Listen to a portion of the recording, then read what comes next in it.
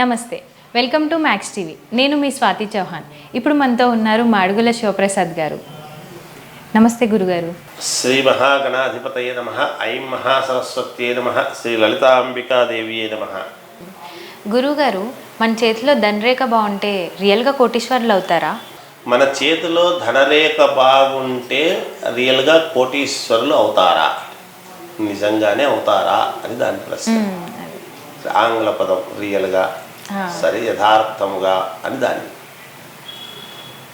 అమ్మ, చేతిలో రేఖ ఉంది నేను అవుతాను అని అనుకోవడం కాదు. చేతిలో రేఖ ఉంది అన్నప్పుడు ఆ రేఖ ఉన్నదానికి ఇదే చేత్తో చేయవలసినటువంటి పని కూడా ఉంటుంది. ఎప్పుడూ కూడా మనం ఏ పని చేస్తే మనము సక్సెస్ అయితే మనకు డబ్బు వస్తుంది. చేతిలో ధనరేఖ ఉంది. మనం ఏ ప్రకారముగా మనము ఒక పని చేస్తే మనకు డబ్బు వస్తుంది అనేటువంటి ఆలోచన కూడా అవసరము కదా. ఊరికే చేతిలో రేఖలో నాకు రేఖ డబ్బు వచ్చేటువంటి రేఖ ఉంది కాబట్టి నేను ఇంట్లో మంచం మీద పడుకొనే ఉంటాను, నాకు డబ్బు వస్తుందిలే అంటే రాదు కదా. చేతిలో ఎందుకు చెబుతాము అంటే ఉంది అంటే దానికి కావాల్సినటువంటి విధానముగా నీ పోకడ ఉంటుంది. నీకు ఒక యోగం ఉంది అని జాతకాలలో చూసి చెప్పినప్పుడు ఆ యోగం వైపు నువ్వు నడుస్తావు. ఫలానా చోట దేవాలయం ఉంది అని తెలిస్తే ఆధ్యాత్మికమైనటువంటి చింతనతో ఆ దేవాలయానికి వెళ్ళాలి అని నువ్వు పరుగులు పెడతావు. ఫలానా మనిషితో నీకు పని జరుగుతుంది అనేటువంటి భావన ఎప్పుడైతే ఉంటుందో ఆ మనిషిని ఎలాగైనా సరే కలవాలి అనేటువంటి బాధ్యతతో కూడినటువంటి ప్రయాణము నువ్వు చేస్తావు. అందువలన చెప్పడం ఇవి ఈ రేఖలు కానీ జాతకాలు కానీ ఎందుకు చెప్పాల్సి వస్తాయంటే నీకు ఈ యోగం ఉంది, నీకు ఈ మేలు జరుగుతుంది అంటే నాకు జరుగుతుంది లేని ఇంట్లో పడుకొని కూర్చోమని కాదు కదా అర్థం.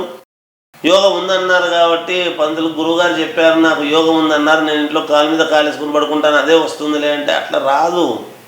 నువ్వు బయటికి వెళ్ళాలి, శ్రమ పడాలి. రోజు పడుతూ ఉంటావు, ఇంకా పడు, మళ్ళీ రోజు పడతావు, ఇంకా కొంచెం పడు, ఇంకా కొంచెం శ్రమ పడు, ఖచ్చితంగా విజయం అనేటువంటిది లభిస్తుంది. మనం చేసేటువంటి పనులు ఎలాంటివి ఏమిటి? డబ్బు వస్తుంది, నీకు కోటీశ్వరుడి అవుతావు నువ్వు, నీకు ధనరేఖ బాగుంది అంటే దాని అర్థం ఏమి ఒక్కటేసారి ₹1,00,00,000 మూట వచ్చి నీ ఒళ్ళో పడుతుందని కాదు. దానికి తగ్గట్టుగా నీ ప్రవర్తన, నీ నడవడిక. అరే నేను దేంట్లో నిష్ణాతుణ్ణి, ఆత్మవిమర్శ ఎప్పుడూ కూడా ఆత్మవిమర్శ చేసుకోవాలి, ఎవరికి వాడు చేసుకోవాలి. ఆత్మబుద్ధి సుఖం చేయవా గురుబుద్ధి విశేషిత అన్నాడు. గురువు చెప్పేటువంటి మాటలు ఎప్పుడూ కూడా విశేషంగా ఉంటాయి. నీ మనస్సుకు ఏది కావాలనుకుంటున్నావో, నీకేమి తెలుసో విద్య, నాకు వచ్చిన విద్య ఏమిటి ముందు నేను ప్రశ్న వేసుకోవాలి కదా. వేసుకున్నప్పుడు కదా నాకు ఈ సంపాదన ఉంది అంటే ఒక దాంట్లో నిష్ణాతుణ్ణి అనుకున్నప్పుడు దాన్ని పట్టుకుని ముందుకు వెళ్ళాలి. వెళ్ళినప్పుడు మనకు డబ్బు రావడం జరుగుతుంది. తద్వారా ఎవరో కలవటం చేయటం, ఇదిగో పట్టు అని చెప్పేసి డబ్బులు ఇవ్వటం, ఇలాంటి ఉపయోగాలు కోకొల్లలు ఉంటాయి. అందువలన ధనరేఖ చేతిలో ఉందా లేదా, వీడు శ్రమ పడుతుంటాడు. ఎంత శ్రమ పడినా గురువు గారు నాకు ఎందుకో డబ్బు దగ్గరకు వచ్చేటప్పటికి రాదు, ఊరికే శ్రమ చేయించుకుంటారు. ₹100 ఇవ్వాల్సిన చోట ఇగో ఈ 10తో సరిపెట్టుకోపో అని చెప్తుంటారు. ఇక్కడ ఇవ్వలేదని ఇంకో చోటికి పోతాను, అక్కడ ఇంతే ఉంది అని అనుకుంటాడు.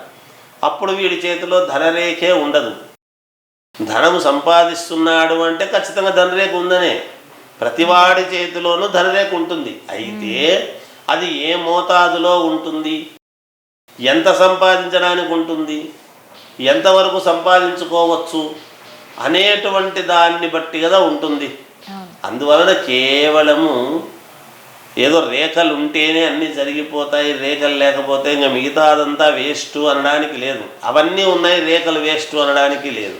అందుకనే మనిషికి కాళ్ళు, చేతులు, కళ్ళు, చెవులు, నోరు, ముక్కు, మనం మాట్లాడడానికి తలకాయి అన్నీ ఎంత అవసరమో. ఏ ఒక్క పార్ట్ లేకపోయినా పర్వాలేదులే అని అనుకుంటే పర్లేదు అనుకోవచ్చు, కానీ సంపూర్ణం కాదు కదా. ప్రతి పార్టు అవసరమే కదా. అలా అన్నీ అవసరమైనటువంటివే అని తెలియజేస్తూ జయోస్తు. చాలా చక్కగా చెప్పారు గురుగారు, ధన్యవాదాలు.